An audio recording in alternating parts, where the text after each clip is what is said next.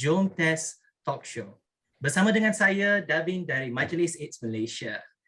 Bersama dengan saya pada petang ini, tak kurang istimewanya, kita bersama dengan ahli-ahli panel yang penting dalam menjalani projek Jom-Test di Malaysia. So, saya pun tahu anda semua akan ingat apa tu Jom-Test. Kenapa kita semua tengah sebut Jom-Test. So, tak lama lagi kita akan huraikanlah what is Jom-Test is all about. So, saya ingin mengucapkan selamat datang kepada Dr.Anite Suleiman, Ketua Sektor HIV, STI dan Hepatitis C di KKM, dan juga Dr. Howie Lim, Senior Lecturer daripada Universiti Malaya. Selamat datang Dr. Anite dan juga Dr. Howie. Rancangan hari ini, we are all in support to fight against HIV over the decades. Kerana first case of HIV pun memang didapat dalam rekod dalam tahun 80-an, and it's also a proof that it is a global public health problem. Oleh itu, saya akan menghulurkan sesi ini kepada Dr. Anite. Dr. Anite, kan ada perjuangan terhadap penyakit HIV masih berterusan di Malaysia, kan? So mungkin doktor boleh menerangkan apakah langkah-langkah yang telah diambil oleh KKM dari masa pertamanya sampai ke sekarang. Okey, terima kasih Davin.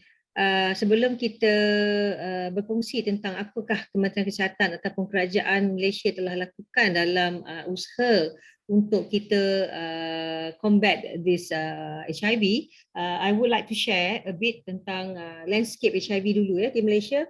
Kalau kita tengok sejarah HIV di Malaysia ini bermula pada tahun 1986 first case reported in Malaysia ever. Dan kita dapati kes semakin meningkat.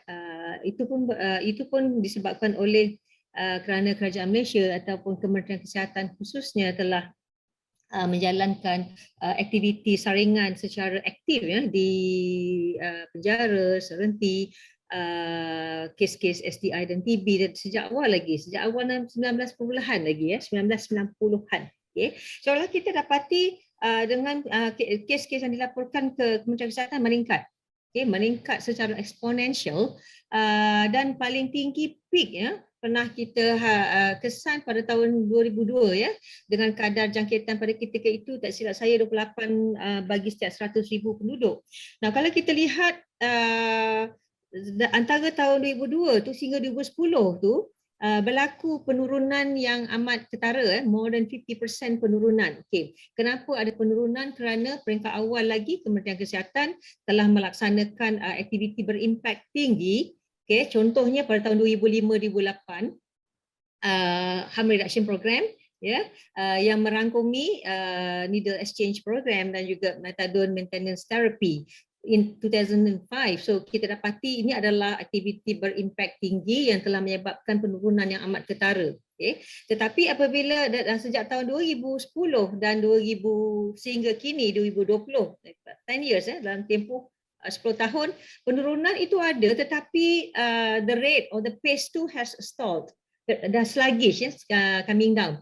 Now antara penyebabnya adalah kerana pertukaran ataupun perubahan landscape HIV di Malaysia. Peringkat awal kita dapati HIV di Malaysia ini contributed largely by pencemaran jarum suntikan dadah dalam kalangan penagih dadah suntikan. Okay? So ini telah menyebabkan peningkatan kes pada peringkat awal jangkitan di Malaysia dengan contribution around 60 to 70% kes-kes yang dilaporkan di Malaysia pada peringkat awal epidemik ini adalah di kalangan kumpulan penagih dadah secara suntikan. Okay. Setelah kita laksanakan harm reduction dan kes semakin menurun dengan mendadaknya.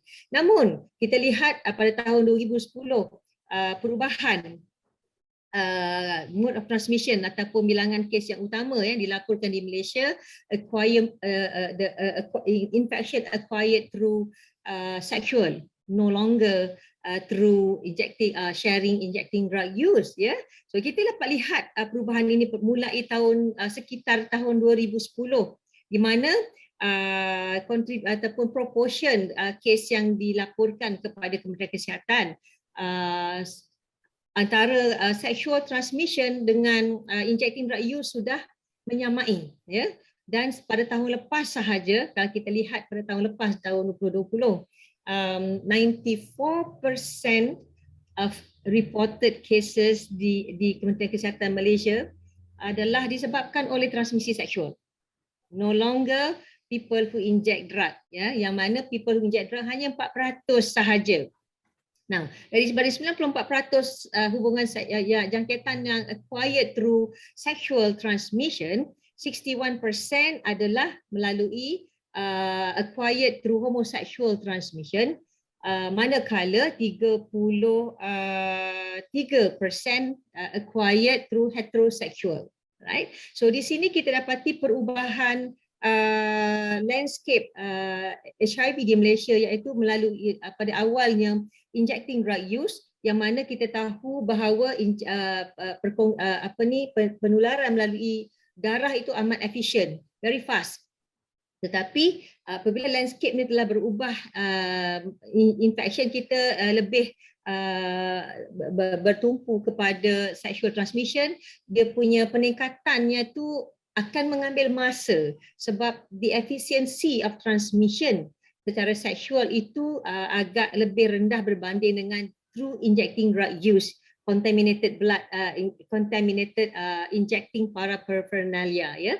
So jadi di situ kita dapati perubahan secara seksual, dan kita dan umum tahu bahawa jangkitan secara seksual ini dia adalah lebih hidden berbanding dengan injecting drug use, kerana bagi penagih darah suntikan dia ada banyak opportunity untuk kita test dia. Satu, di pusat serenti, kedua di dalam penjara, right? So dan after that melalui program-program harm reduction. So they have more opportunity to get tested berbanding dengan those yang mendapat jangkitan melalui sexual. So di sini kita lihat bahawa langkah kerajaan to mitigate sexual transmission mula ketara pada permulaan tahun 2010 lagi, ya. Kita dapati bahawa perubahan aktiviti daripada harm reduction kepada mitigating sexual transmission, di sini kita dapati lebih menjurus kepada bekerjasama dengan key population to encourage them to come forward for testing. Okay, now kalau kita lihat, testing is our first activity towards prevention, because if we don't know the status, banyak benefit, ya, ataupun kelebihan seperti prevention packages, effective prevention packages, treatment, right, and supportive and care dan sebagainya, itu tak dapat kita berikan kepada mereka yang not known to be infected, right? So the first step untuk benefits kepada those who engage with high risk behavior adalah get tested, ya. So jadi itu secara sepintas lalu perubahan landscape di Malaysia dan aktiviti yang telah kita laksanakan oleh Kementerian Kesihatan, ya, right from needle exchange program, now mitigating sexual transmission, iaitu melalui penyediaan comprehensive package kepada populasi kunci ataupun key population yang merangkumi testing, prevention packages seperti kondom and lubricant, and then after that treatment as prevention dan sebagainya, ya. Okay, over to you. Thank you so much, Dr. Anita. Daripada sini pun kita dapat tahu bagaimana transition from the transmission of HIV through needle exchange, converted or maybe transition into sexual transmission. So ini pun adalah salah satu cabaran yang paling memang kami semua sedang menghadapi sekarang, because it's not easy to actually convey to people, you know, to come and get tested. Sebab like apa Dr. Anita bagi tahu tadi adalah through harm reduction program is actually easy, you know, we can actually do so many programs dekat penjara, dekat pusat rawatan dan sebagainya. But through sexual transmission, kita pun tidak tahu di mana dan bilakah, you know, people are actually having sexual activity. So yeah, so that is why kita akan introduce untuk program Jom-Test. Kepada sesiapa yang tidak tahu apakah itu Jom-Test. Jom-Test program ni adalah program intervensi diri bagi orang yang terdedah kepada jangkitan HIV serta menawarkan perkhidmatan link to care. Iaitu kami telah memperkenalkan testing uji diri HIV. Berteruskan bersama Dr. Howie daripada Universiti Malaya. Selamat datang Dr. Howie. Hi. Hi. Hi, David. And hi, Dr.Anite. Yes. So to let you know more about the background of the program, Jom-Test. So I did 2 studies before that was related to Jom-Test. So first is the qualitative study. We found to find out the barriers for going for HIV testing among MSM, men with sex with men. So there are many barriers. Some are personal barriers, such as they perceive the stigma and discrimination at the facilities. Okay, and some are more facility-based barriers. For example, long wait time, inconvenience. So Jom-Test can help. A self-testing program can help overcome those obstacles. It is provide convenience to to whoever wants to know their status. Okay. And the second study that we did was an online survey on the willingness to self-test, and also what kind of models that the participant or MSM prefer to self-test. And majority of them say that they prefer online, so to get their test kits, by purchasing it online. Okay. And also we hear from anecdotally, there are actually people buying online test kits, from Lazada, from many sources, but we don't know whether they're accurate, right? So Jom-Test, we offer 2 WHO qualified test kits, okay, with the informations, the pre-testing informations are all on the website, and we also have the videos to teach participants how to do the testing themselves. And we also provide the hotlines, and also if they want pre-test counseling support and also post-test counseling support, our team from MEC also provide those services. Yeah, and I just want to emphasize that self-testing is not the ultimate way to know your status. It is a screening, okay, triage. So it has to be linked with confirmatory testing. So, when you get a reactive result, it needs to be confirmed by a lab test again. Yeah. So yeah, it's not a final test. Yes. Thank you so much, Dr. Howie. So thank you for actually explaining to us about dari mana datangnya this pilot study of HIV self-testing. So from here we can actually see that the study is actually still ongoing. Kepada sesiapa yang minat masuk dalam program ni, boleh je layari www.jom-test.com dan bolehlah sertai dalam program ini. Okay, so over to Dr. Anite dan juga to Dr. Howie. You did mention that sekarang pun orang tengah beli self-test kit dekat Lazada, Shopee, which is all available, dalam RM80 ke RM50. So perhaps doktor boleh uraikan apakah the differentiated services that we actually get through the Jom-Test program compared to the usual online shopping mall. Okay, thank you, Davin. Now, I put high hope dalam program HIV self-testing ini. Now, as what we have discussed much earlier, bila kita nak provide HIV self-testing ni, it has to be different from what Lazada or other online shop that are selling. Now, these online shops, they are just selling the kit, okay? But the HIV self-test, we are not providing kit. We are providing a comprehensive care, actually, right? It is a services that is linked to that self-testing. So I have full faith that one day HIV self-test ini akan kita angkat menjadi sebahagian daripada National HIV Test Services ataupun program bagi Malaysia. So we are waiting for this pilot, okay, to move on, and then when we review dengan evaluation, dan kita akan masukkan dia sebagai satu daripada part of national testing strategies, ya. Okay. Now, kenapa saya letak high hope? Because if you look at the situation now, we provide facility-based HIV testing. Okay. On top of that, before that, traditionally it is facility-based testing.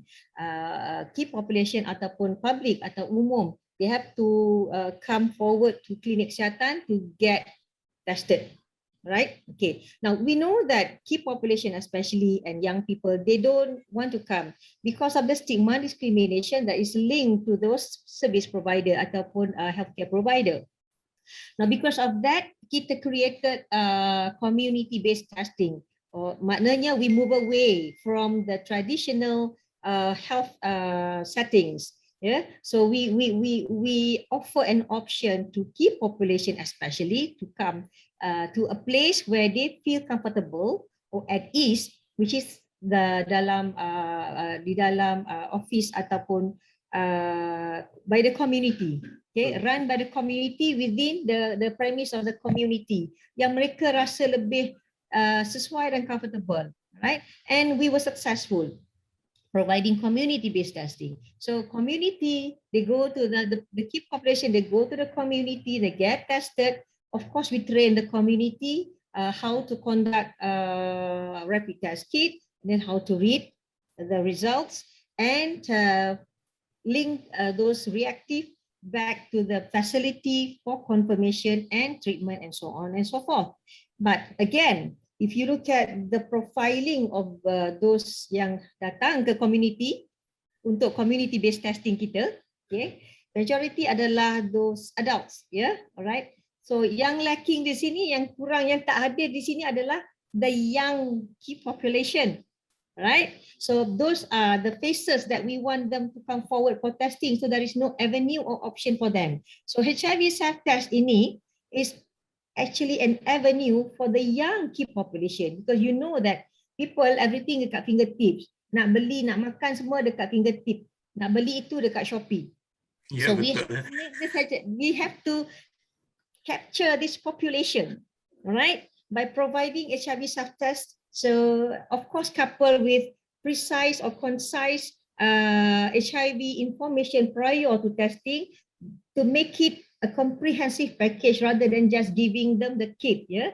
So the concise or pre-test, I would say, HIV testing information, and then risk assessment, and then they get their test. Then they can anticipate the result can be positive, what it means with positive, what it means with negative, reactive or non-reactive, not really confirmation, it is just a screening. So where do they go from there onwards? All right, so it is all in that package. So linking is very important. The connection of those undergoing the HIV self-test to connecting them back to the services is very crucial. Those who are non-reactive must be linked to prevention packages. All right, so to make it even more comprehensive, the HIV self-test package mesti ada that must provide also hotline services, for example, if they wish to speak to someone one-to-one, or then they wish to if they go into depression or kemurungan, for example, or stress, or whatever it is, there is a platform provided by HIV self-test. So that would make the HIV self-test in Malaysia a very comprehensive one. All right, so this is where saya melihat HIV self-test is a game changer. Bringing in the young faces, channel them to HIV treatment if they are positive, and those who are negative, channel them to PrEP, for example, or whatever preventive services packages yang telah kita sediakan. That is the difference between HIV self-test under MAC dengan HIV self-test kit yang dijual di online shopping. Alright? Okay. Thank you so much Dr. Anite untuk menjelaskan in detail how we actually differentiate the Jom-Test program and also to other online shopping platform. Yeah, so it is actually a full package of services where people can actually get help and even link to care dengan serta-merta, you know, regardless untuk dapatkan sumber-sumber mengenai prevention or mendapatkan testing untuk confirmatory dan juga untuk dapatkan bantuan psychosocial support and also mental health support dan sebagainya. Alright, so sekarang pun dah sampai ke akhir Can I masa just kita. add one more point? Boleh. So Yes. I think Dr. Anite cannot agree more that she said, you know, HIV testing is so important because it's the first step in the HIV care continuum, right? And the first step you can access HIV prevention services, and that will have to include PrEP now, right? The PrEP services, you know, that for the negative, those who test negative. So which in Jom-Test we do link, we have information provided to participants who test negative. Yeah. Terima kasih Dr. Howie. Yes, I mean through regarding on PrEP, like melalui laman web Jom-Test, there is actually a link. Kalau anda semua klik, dia akan masuk kepada laman web My PrEP Locator, di mana anda boleh melihat senarai klinik dan juga hospital who is actually providing PrEP dan juga PEP, the medication has prevention for HIV infection. Ya, baik. So terima kasih sekali lagi Dr. Anite dan juga Dr. Howie untuk sertai dengan bersama kami pada sesi Jom-Test Talk Show. Sebelum kita akhir, mungkin akhir kata daripada Dr. Anite dan juga Dr. Howie. Okay, nasihat saya adalah get tested, get treated. Don't worry, jangan lari, jangan lari. Come forward for testing. If you think that you don't want to come to facility, Jom-Test menggunakan HIV self-test kit. Alright. Jom-Test. Thank you so much, Dr. Anite. Dr. Howie. Yeah, so take charge again, like this is, the power is within the community. So self-testing is a way to, you know, claim our responsibility and power to know the status. You know, you decide where you want to test it, you know, at your own convenience, at your own place. Yeah. Hai korang, nama saya Haikal, merupakan outreach worker dari Kelab Belia Kebajikan Setia Alam bagi program pengurangan kemudaratan HIV di Malaysia. Memandangkan kita semua masih dalam era pandemik COVID-19 ini, ramai di antara kita yang terbantut untuk keluar melaksanakan rutin ujian HIV. Hari ini Haikal nak share satu berita best untuk korang semua, iaitu kempen Jom-Test. Untuk makluman semua, Majlis AIDS Malaysia telah melaksanakan kempen Jom-Test di mana kita boleh buat test HIV sendiri di rumah sahaja. Dah tak payah dah nak susah-susah datang klinik lagi atau jumpa kami. Dengan kempen Jom-Test ini, korang akan dapat lebih privacy, mudah, selamat dan percuma. Jadi apa yang korang perlu buat sekarang adalah pergi ke website kami iaitu jomtest.com dan isikan maklumat yang diminta sahaja. Jangan lupa share video ini kat kawan korang yang lain, okey? Jaga diri dan jangan lupa pakai mask. Bye! Hai semua, saya Ara, petugas temu suruh daripada KBKSA yang bernaung di bawah Majlis AIDS Malaysia. Saya melakukan temu suruh serta menyampaikan perkongsian tentang kesihatan anak kelamin dan juga saksian selamat kepada golongan-golongan tertentu seperti golongan-golongan MSM. Sempena PKP yang dilancarkan kini, pergerakan saya terbatas, tetapi dengan wujudnya kempen dijalankan oleh Majlis AIDS Malaysia iaitu Jom-Test, kerja saya dan tugas saya menjadi mudah. So, Jom-Test.